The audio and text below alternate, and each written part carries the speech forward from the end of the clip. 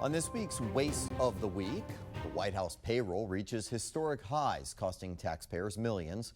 Joining us now with the details is CEO and founder of OpenTheBooks.com, Adam Andrzejewski. Adam, welcome back to the National Desk. Good morning, Scott. So last week, the Biden administration released its annual report on White House office personnel, including a head count. This year, 524 employees. How does that compare to past administrations? And is there actually waste here, or is this just the cost of doing business? So no White House payroll has ever exceeded 500 employees on headcount. Joe Biden did it his first year at 560, and he again did it this year at 525.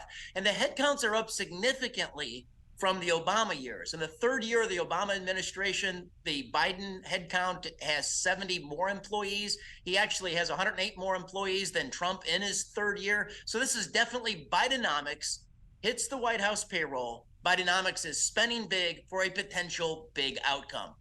Okay, well, your data shows that every year since '09, White House payroll costs have largely hovered around $50 million. How significant is the jump in spending by this administration? Well, it's a big jump. In the first 3 years, they have spent $20 million more, $18.8 million more than in the first 3 years of the Trump administration. And they've had big turnover. Incredibly, last year, the Biden administration turned over roughly 1 out of every 2 employees at the White House. Now, Trump got a lot of heat for his White House payroll turnover of between 36 and 39%. Last year, Joe Biden's payroll turnover was actually 46%. Look, to the extent that the White House payroll is a leading indicator of a president's priorities, in this case, the White House headcount is at nearly an all-time modern-day presidential high, and obviously federal spending is at a high. The bureaucracy headcount within the federal agencies is nearly at a record high. So the White House payroll is definitely an indicator here in the Biden administration of spending more. Okay, admittedly, these can be some high-profile, high-pressure positions, but did anything stand out to you regarding White House salaries? Yeah, Scott, right here on the National Desk, we'll break news. This has not been reported as far as we can tell, that the #1 most highly compensated White House employee last year, Francis Collins, he was the tip of the spear on the pandemic and the coronavirus. He was actually the former head of the National Institutes of Health.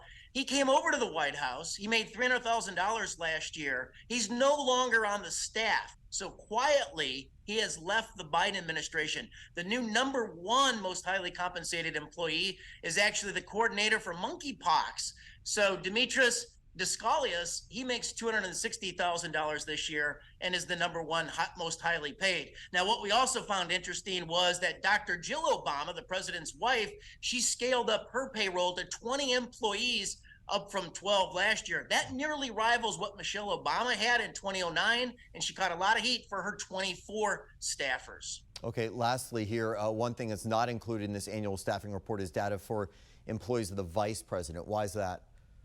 Well, the vice president believes that she's immune from the Federal Freedom of Information Act. And so the vice president's employees have never been included in the White House administration headcounts. This is particularly troubling.